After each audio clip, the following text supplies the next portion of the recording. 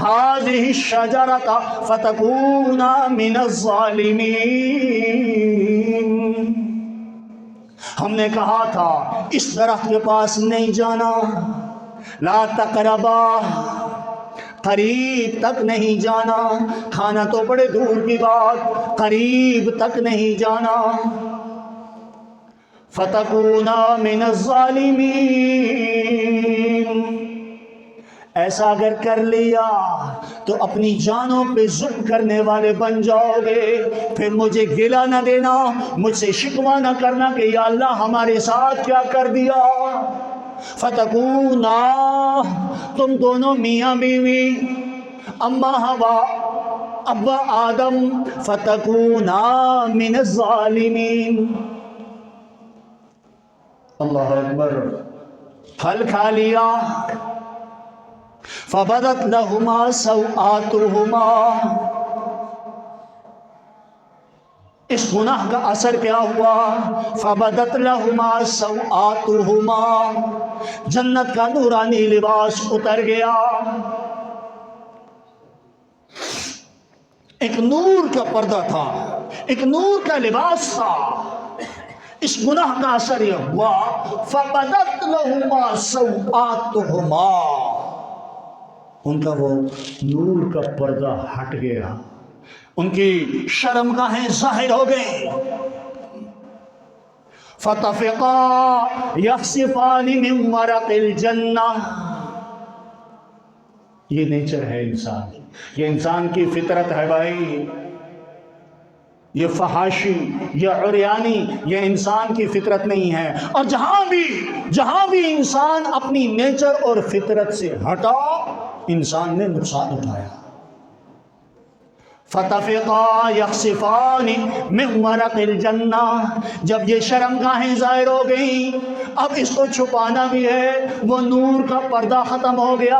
اگر ہم قرآن کو جیسے پڑھنے کا حق ہے اس طرح پڑھتے تو قرآن کے اندر ایسی بکھرے موتی ہیں، قرآن ایسا سمندر ہے کہ جس کے اندر جب بھی غوطہ زن ہوگے کچھ نیا موتی ہی ملے گا، غلطی ہوگی۔ فَأَكَلَهُمَا، وہ کھا لیا۔ فَوَسْوَسَ لَهُمَا الشَّيْطَانُ، شیطان نے وسوسہ ڈالا، دل میں بات ڈالی، أَن تَكُونَا مَلَكَيْنِ، کھاؤ گی تو فرشتے بن جاؤ گے، کھاؤ۔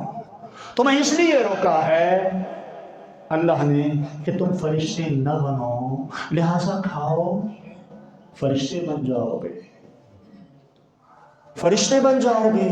اور جب انسان اپنی ڈگر سے، اپنی راہ سے ہٹتا ہے تو اپنا مقام بھی بھول جاتا ہے، اپنی حیثیت اور اپنا مرتبہ بھی بھول جاتا ہے۔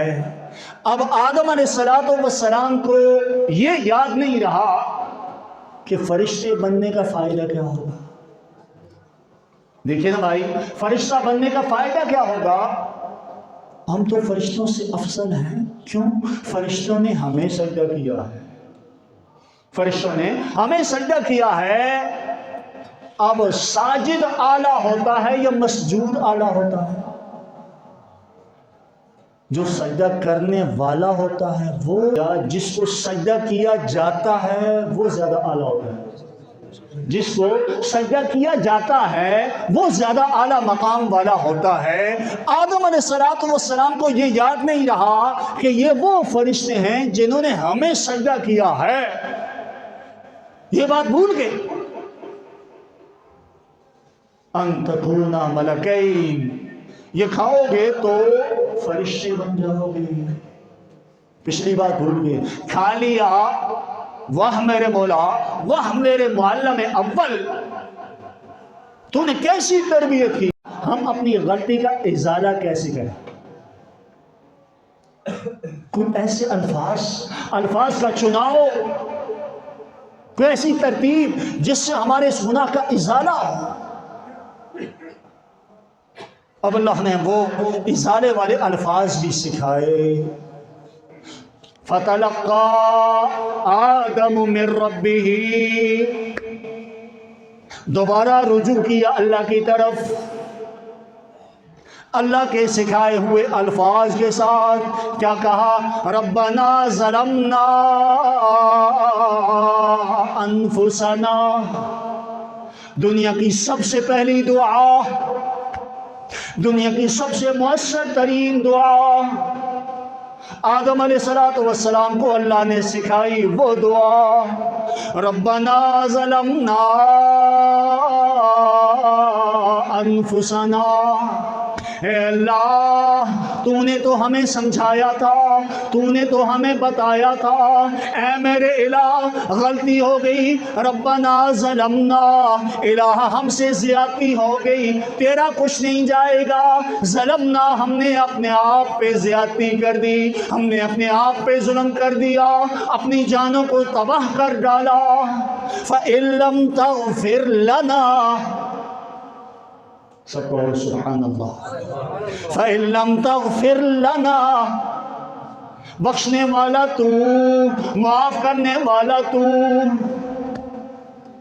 تو ہی معاف کرے گا تو معافی ملے گی، تو معاف نہیں کرے گا تو معافی نہیں ملے گی۔ فَإِن لَّمْ تَغْفِرْ لَنَا وَتَرْحَمْنَا،